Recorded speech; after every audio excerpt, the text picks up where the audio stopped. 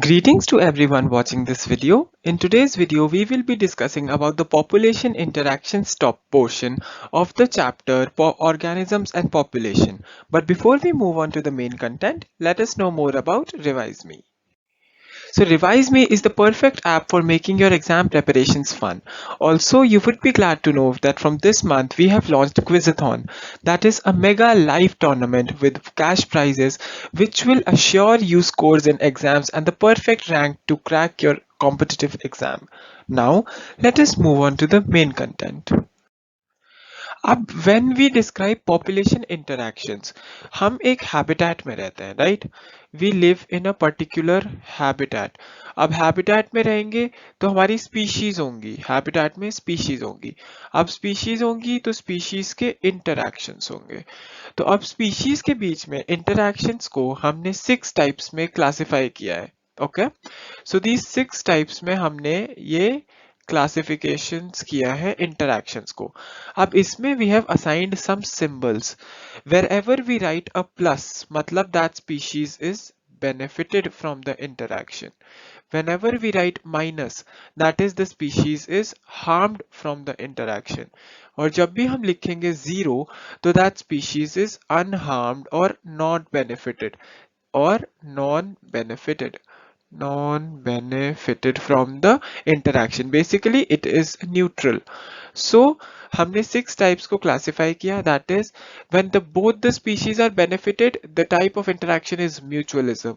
जब दोनों को डिफेंस वो हो harm हो तो हम कहते हैं competition. अब जब दोनों को एक में फायदा हो और एक को नुकसान हो तो either it may be predation or it may be parasitism. जब एक स्पीशीज को फायदा हो और दूसरे को कोई इफेक्ट ना पड़े then it is known as commensalism. और जब एक को नुकसान हो और दूसरे को कुछ ना हो so it is known as amensalism. अब let us talk about predation in the next slide. So before talking about predation, so predation बात करने के पहले हमें एक चीज पता होनी चाहिए कि जब भी हम बात करते हैं about predation, parasitism and commensalism, इन तीन population interactions कमेंसालिज्म, in population interactions का जो प्री रिक्विजिट ये है कि जो स्पीशीज होनी चाहिए they must be in close association with each other. तो जब ये स्पीशीज एक दूसरे से क्लोज एसोसिएशन में होंगी तभी ये वाले पॉपुलेशन इंटरैक्शंस इफेक्ट में आएंगे. अब वी टॉक अबाउट सबसे पहले प्रिडेशन. प्रिडेशन होता क्या है? Predation is basically attacking of a species by one species to fulfil its food needs, right? So predation में what do actually predators do? Predators act as conduits of energy transfer. मतलब ये क्या करते हैं, ये एक को मारते हैं उसको खाते हैं, अब इनको भी कोई खाता है. सो इससे क्या होता है, ये इकोसिस्टम में फूड चेन में एनर्जी ट्रांसफर करते रहते हैं और ये एनर्जी ट्रांसफर करते हैं. So they are medium of energy transfer. दूसरा, ये प्रे पॉपुलेशन को चेक में रखते हैं. They keep a control on the prey population. ठीक है. तीसरा, they reduce the intensity of competition. They reduce intensity of competition. अब जब बहुत सारे सेम टाइप के स्पीशीज एक एरिया में रहेंगे सेम रिसोर्स के लिए तो ऑब्वियसली कंपटीशन होगा.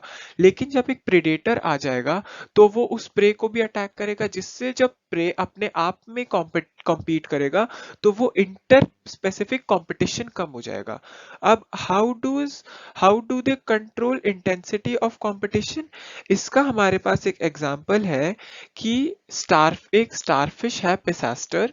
सो ये जो स्टारफिश पिसास्टर है it is a important predator. जो starfish pisaster है it is an important predator in the communities of the American Pacific coast. American Pacific coast में ये एक important predator है. बाकी predators control prey population कैसे? हम देखते हैं एक एग्जांपल. अर्ली 1920s में ऑस्ट्रेलिया में एक prickly pear cactus, prickly pear cactus, ये बहुत फैल गया था और ये हेडेक बन गया था। बट अल्टीमेटली ये कंट्रोल में कैसे आया, जब एक कैक्टस ईटिंग मॉथ जो है ये इसकी पॉपुलेशन को कंट्रोल में लाया। ये मॉथ जो है कैक्टस फीडिंग प्रेडेटर मॉथ, इसने इसको कंट्रोल किया। Moth control the population. अब बेसिकली क्या होता है कि जब हमने देखा, अभी हमने बात की स्टारफिश पिसास्टर की, राइट। स्टारफिश पिसास्टर ये क्या है, ये है एक important predator in the American Pacific coast. So अब एक एक्सपेरिमेंट हुआ अमेरिकन पैसिफिक कोस्ट। सो हमने क्या किया, हमने एक एक्सपेरिमेंट किया। हमने इस स्टारफिश को वहां से हटा दिया टू सी क्या होता है। और जो हमारे पास रिजल्ट्स आए कि more than 10 species of invertebrates, 10 species of invertebrates got extinct due to competition, due to interspecific intraspecific competition. वो अपने ही बीच में एक रिसोर्स पे compete करके वो एक्सटिंक्ट हो गए। अब क्या हुआ, तो इससे हमें पता चला कि जो प्रेडेटर है ये बहुत इंपॉर्टेंट है उस अमेरिकन पैसिफिक कोस्ट के लिए। अब बेसिकली क्या होता है कि जो प्रीडेटर्स है, predators are prudent, predators in nature are prudent. अब इस स्टेटमेंट का क्या मतलब हुआ, अब बेसिकली हमें पता है जो प्रेडेटर है वो प्रे पॉपुलेशन को अटैक करता है। So when we say that predators in nature are prudent, मतलब वो केयरफुल है, उनको पता है कि जो प्रे पॉपुलेशन है वो लिमिटेड है। अब वो उतना अटैक नहीं कर सकते प्रे पॉपुलेशन को कि वो एक बार में सारी प्रे पॉपुलेशन खत्म कर ले। इससे तब उनके पास उनके खाने के लिए कुछ भी नहीं बचेगा एंड अल्टीमेटली प्रेडेटर भी एक्सटिंक्ट हो जाएगा, राइट। सो अब हम बात करते हैं प्रे स्पीशीज क्या करती हैं। सो जो प्रेडेटर है it attacks the prey. So prey species अपने आप को कैसे बचाती हैं, सबसे पहला तरीका है उनका cryptic coloration, cryptic coloration to avoid detection, avoid detection. So ये अपने आप को क्रिप्टिकली एनवायरमेंटली फेवरेबली कलर कर लेती है जिससे ये डिटेक्शन अवॉइड कर लेती है बाय द प्रेडेटर। और इसका नाम, इस प्रोसेस का नाम हमने बहुत बार सुना है, that is camouflage. So camouflage हो जाता है जिससे इनका अटैक बच जाता है। फिर दूसरा क्या होता है, अगर हम बात करें एक स्पेसिफिक केस में, so we need to know about the case of the monarch butterfly. Monarch butterfly के केस में, monarch butterfly it is very distasteful, तो उसको अटैक नहीं करते यूजुअली। क्यों, क्योंकि ये डिस्टेस्टफुल होती है मोनार्क बटरफ्लाई, क्योंकि ये एक केमिकल एक्वायर कर लेती है। It has a chemical which it has acquired by feeding on a poisonous weed when it was in its caterpillar stage। Caterpillar stage पे ये एक पॉइजनस वीड को खा के अपने अंदर एक ऐसा केमिकल एक्वायर कर लेती है जिससे जब प्रेडेटर इसको अटैक करता है तो वो बहुत ही डिस्टेस्टफुल, मतलब बिल्कुल भी अच्छा टेस्ट नहीं होता है इसका, तो जिससे प्रेडेटर्स दूर रहते हैं। अब हमें पता होना चाहिए about the morphological forms of defence. So morphological forms of defence में सबसे कॉमन है थॉर्न्स। ये हमें कहाँ दिखता है, कैक्टस में। अब हमें ये भी पता होना चाहिए कि जो हमारे पास मेजॉरिटी इंसेक्ट्स हैं, जो इंसेक्ट्स हैं, मेजॉरिटी ऑफ इंसेक्ट्स या अप्रोक्सीमेटली 25% ऑफ इंसेक्ट्स, ये है फाइटोफैगस, फाइटोफैगस। अब ये क्या होता है, नेक्स्ट स्लाइड में जानते हैं। सो हमने बोला कि majority of insects are phytophagous. So what are phytophagous insects? Phytophagous insects are sap eating insects. तो ये जो insects हैं ये sap eating है। इससे बेसिक अल्टीमेटली क्या होगा, प्लांट को नुकसान पहुंचेगा। तो प्लांट अपने आप को कैसे बचाता है, मॉर्फोलॉजिकल डिफेंस, हमने थॉर्न्स के बारे में बात किया। अब हमें पता होना चाहिए कि जो एक वीड है कैलोट्रोपिस, कैलोट्रोपिस क्या करता है, इससे प्रीडेटर्स दूर ही रहते हैं, इसको अटैक नहीं करते। क्यों, क्योंकि it secretes very poisonous, it secretes poisonous cardiac glycosides. ये कार्डियक ग्लाइकोसाइड सिक्रीट करता है, तो जो भी प्रेडेटर इसको खाता है उसकी डेथ हो जाती है क्योंकि ये कार्डियक ग्लाइकोसाइड सिक्रीट करता है। ऑल्सो जो हम प्लांट से सेकेंडरी मेटाबोलाइट्स लेते हैं ना, सेकेंडरी मेटाबोलाइट्स, जैसे हम एग्जांपल लेंगे क्विनीन, ये drug to treat malaria quinine, opium जो ड्रग है, स्ट्रिचनीन, स्ट्रिचनीन हो गया, क्विनीन हो गया, ओपियम हो गया, कैफीन, ये सारे जो सेकेंडरी मेटाबोलाइट्स जो हमारे लिए यूजफुल हैं, ये एक्चुअली जो है ये प्लांट्स सिक्रीट करते हैं, plants secrete in the form of their defence capability. ये प्लांट्स अपने डिफेंस के लिए सिक्रीट करते हैं जिसको हम एज सेकेंडरी मेटाबोलाइट्स यूज कर लेते हैं। So now let us talk about the process of competition.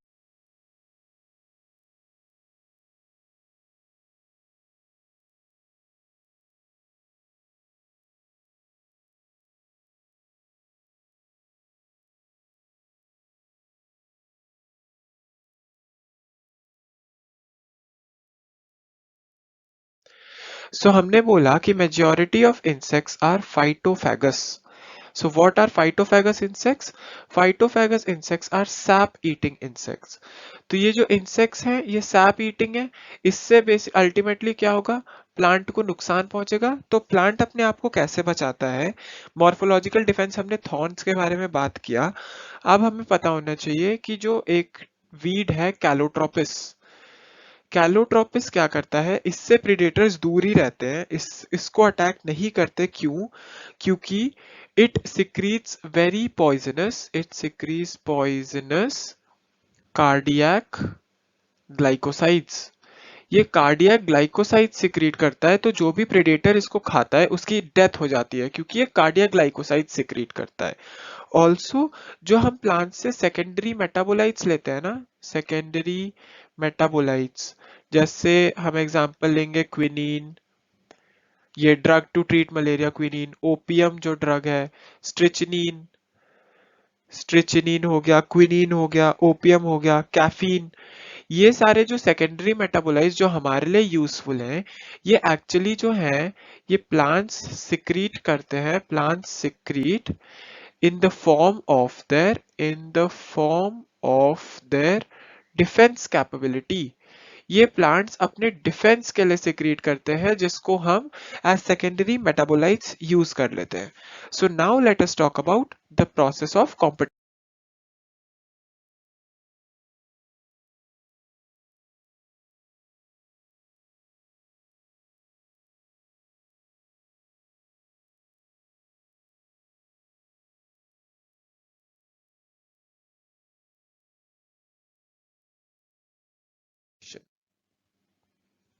So अब हम बात करेंगे अबाउट कंपटीशन।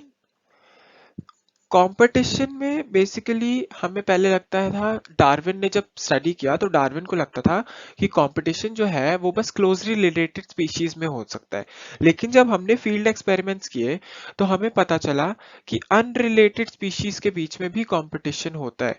इसका एग्जाम्पल क्या हुआ, जो विजिटिंग फ्लेमिंगोज हैं, हम बात करेंगे विजिटिंग फ्लेमिंगोज की और वहां की resident fishes.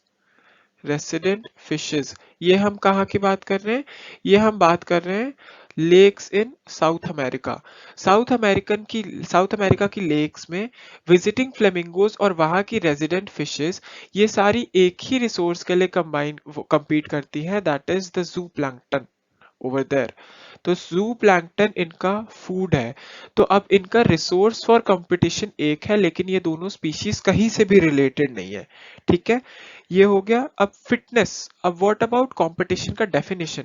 So competition is nothing but fitness measured in terms of R value, fitness measured in terms of R value, जिसका R वैल्यू ज्यादा उसकी रिप्रोडक्टिव एबिलिटी ज्यादा, तो वो नेचर में फिट होगा और वो सरवाइव करेगा। नेक्स्ट हमें ये भी पता होना चाहिए, एक और एग्जांपल है हमारे पास कंपटीशन का, कि हमें क्या पता है कि जो एबिंगडन टॉर्टोइज है, एबिंगडन टॉर्टोइज, ये जो हमारे पास एबिंगडन टॉर्टोइज है, ये कहाँ की बात कर रहे हैं हम? गैलापागोस आइलैंड्स की। इन द गैलापागोस आइलैंड्स ये एबिंगडन टॉर्टोइज जो है ये एक्सटिंक्ट हो गए जब यहाँ पे गोट्स को ले आए। क्यों एक्सटिंक्ट हुए? क्योंकि गोट्स की खाने की क्षमता यानी browsing efficiency as compared to Abingdon tortoise बहुत ज्यादा थी। बट इसके रिस्पॉन्स में हमारे पास एक प्रोसेस का नाम आया which was known as resource partitioning. Resource partitioning, ये रिसोर्स पार्टिशनिंग क्या चीज थी? This was an alternative to complete, it was an alternative to complete elimination of species, complete elimination of species species. तो complete alternative था। इसमें क्या हुआ कि मैकार्थर एक साइंटिस्ट थे, मैकार्थर, उन्होंने क्या दिखाया कि 5 डिफरेंट वॉबलर्स वो सेम ट्री पे they could coexist. And why could they coexist? Because of their behavioral differences in their foraging activities. फोराजिंग मतलब उनकी फूड ईटिंग एक्टिविटीज में वो बिहेवियरल डिफरेंसेस ले आए जिसकी वजह से all of the warblers could coexist on the same tree. अब let us talk about parasitism. So now when we talk about parasitism, parasitism में बेसिकली क्या होता है? जो पैरासाइट्स होते हैं, these parasites are host specific parasites. अब parasites host specific होते हैं, उन्होंने अपने अंदर कुछ चेंजेस कर रखे होते हैं पैरासाइट्स ने। पैरासाइट्स के कुछ स्पेसिफिक फीचर्स होते हैं। So these features of parasites are, सबसे पहले तो high reproductive capability, they have high reproductive capability, they have hooks and suckers जिससे वो होस्ट बॉडी पे क्लिंग कर सके। एंड तीसरा, they have lost unnecessary sense organs unnecessary sense organs पे उन्होंने गिव अप कर दिया। And they have lost their digestive system. So ये कुछ पैरासाइट्स के एक्सक्लूसिव फीचर्स होते हैं कि they have high reproductive capabilities, they have hooks and suckers जिससे they cling on to the host body, they have lost unnecessary sense organs and they have lost their digestive system. अब life cycles of parasites के बारे में अगर हम बात करें तो जो पैरासिटिक लाइफ साइकिल है, they are complex life cycles. Now what do we mean by complex life cycles? They need 2 or more hosts. सबसे पहले अगर हम देखें about the malarial parasite, what is the malarial parasite? It is plasmodium. So जब हम plasmodium की बात करेंगे तो उसको जो 2 होस्ट चाहिए होते हैं, that is human blood and the mosquito. Now if when we talk about the human liver fluke, liver fluke human liver fluke is a trematode parasite. It is a trematode parasite और इसको जो 2 hosts चाहिए, that is snail and fish. So human liver fluke needs the snail and the fish to complete its life cycle. अब जो parasites होते हैं, majority of parasites they harm the host and make it vulnerable to predation. So ये host को harm करते हैं and they make it very vulnerable to predation. तो जो हमारे पास parasites होते हैं, we have mainly classified them as ectoparasites and endoparasites. So जो parasites को we have classified as ectoparasites and endoparasites. So ectoparasites और endoparasites, ectoparasites क्या होते हैं? They attach to external surfaces of the host. They attach to external surfaces of the host. So ectoparasites attach to external surfaces on the host.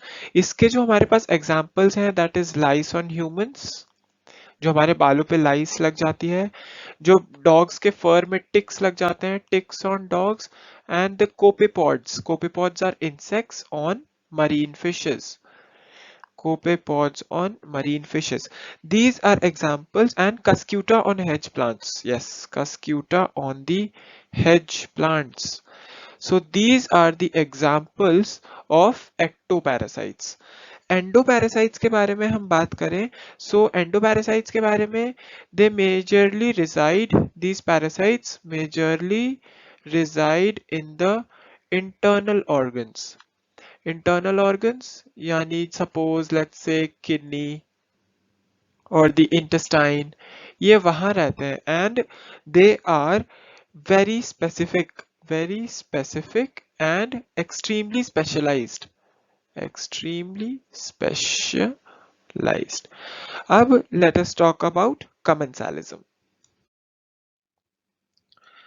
So when we talk about commensalism, commensalism में there are some examples we need to know. commensalism में majorly हम बात करेंगे examples की, यहाँ पे we write the examples और यहाँ पे we write the species benefited, क्योंकि commensalism में there is one species benefited and one species which is neutral. So सबसे पहला example on commensalism is which is orchid as a which grows as an epiphyte on the mango tree, on mango tree. इसमें जो benefit होता है वो होता है orchid को। नेक्स्ट हमारा जो एग्जाम्पल है that is बार्नाकल्स on the back of a well, बार्नाकल्स on the back of the well. इसमें वेल को कोई बेनिफिट नहीं होता, लेकिन इसमें जो बार्नाकल्स हैं उनको बेनिफिट होता है। नेक्स्ट जो हमारे पास है cattle एग्रेट, cattle एग्रेट and grazing cattle, grazing cattle. इसमें जो बेनिफिट होता है वो कैटल एग्रेट को होता है। बेसिकली होता क्या है, जो ग्रेजिंग कैटल है, जब कैटल ग्रेज करता है तो वो साथ साथ में घास से इंसेक्ट्स उछालता रहता है। वो कैटल एग्रेट को वैसे पकड़ना बहुत मुश्किल होता है, लेकिन जब वो ग्रेजिंग कैटल के साथ साथ चलता है तो उससे उसका भी फायदा हो जाता है कि उसको इंसेक्ट्स बहुत इजीली मिल जाते हैं अपने खाने के लिए। नेक्स्ट लास्ट एग्जाम्पल जो है हमारे पास कमेंसालिज्म का, that is sea anemone and the clownfish, sea anemone and the clownfish। इसमें sea anemone को कोई फायदा नहीं है, लेकिन clownfish को फायदा है, क्योंकि clownfish जो है वो sea anemone के अंदर रहता है और जो sea anemone के stinging tentacles हैं वो उसको प्रोटेक्शन भी देते हैं। Now let us talk about mutualism। तो म्यूचुअलिज्म की जब हम बात करेंगे, म्यूचुअलिज्म में हमें पता है कि both the species are benefited, both the species are benefited.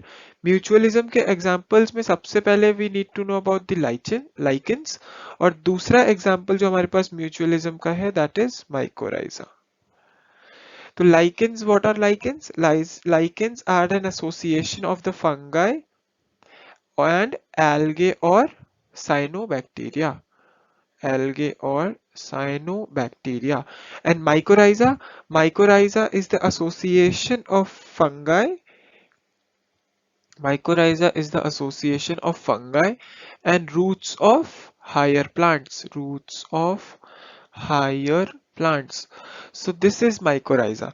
basically होता क्या है कि जो फंगल एसोसिएशन है mycorrhiza का, the fungal association, it absorbs nutrients, it absorbs nutrients and gives it to the plant, जिससे plants क्या करता है, जो plant होता है, plant makes high energy yielding carbohydrates, plants अपने लिए carbohydrates बनाता है। नेक्स्ट हमारे पास म्यूचुअलिज्म का बहुत ही ब्यूटीफुल एग्जाम्पल होता है हमारे पास, that is plant insect mutualism, plant insect mutualism. इसमें बेसिकली क्या होता है, प्लांट इंसेक्ट म्यूचुअलिज्म में we have an example of nectar by bee, और उसके इंटर्न में it pollinates the flower, pollinates the flower. अब इसके बारे में जानते हैं। सो प्लांट इंसेक्ट पॉलिनेशन में इन प्लांट इंसेक्ट म्यूचुअलिज्म में सब कुछ ठीक है, लेकिन एक बहुत ही बड़ा हमारे पास इश्यू होता है, जिसमें जो plants have to safeguard themselves against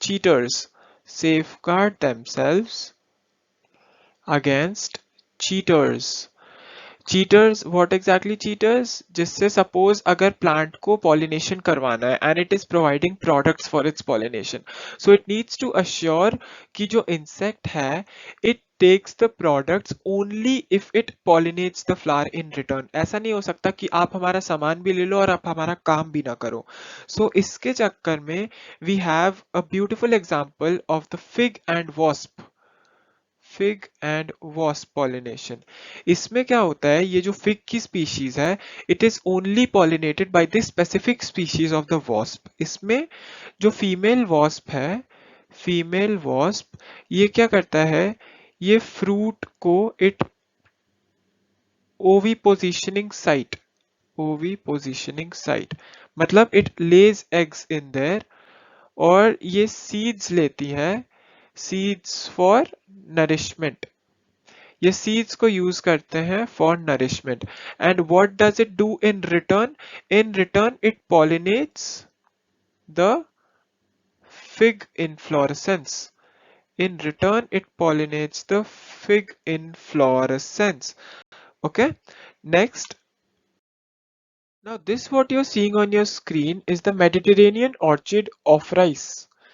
इसमें क्या स्पेशल है, basically what does it do is, इसमें it uses the mechanism of sexual deceit to get it pollinated. Sexual deceit, इसमें बेसिकली क्या होता है, ये जो आप देख रहे हो ये वाली चीज, ये this is the petal of the flower. So ये जो ऑर्चिड है इसका ये पेटल होता है, one of the petal resembles the female one of the petal resembles the female bee species। इससे क्या होता है, जो मेल बी आता है वो उसको फीमेल बी समझ के इस पे स्यूडो कॉपुलेशन ट्राई करता है। इट ट्राइज स्यूडो कॉपुलेशन, यानी it tries to copulate the petal thinking that it is the female bee. अब जब वो इसको ट्राई करता है, so during the process it pollinates the flower it pollinates the flower.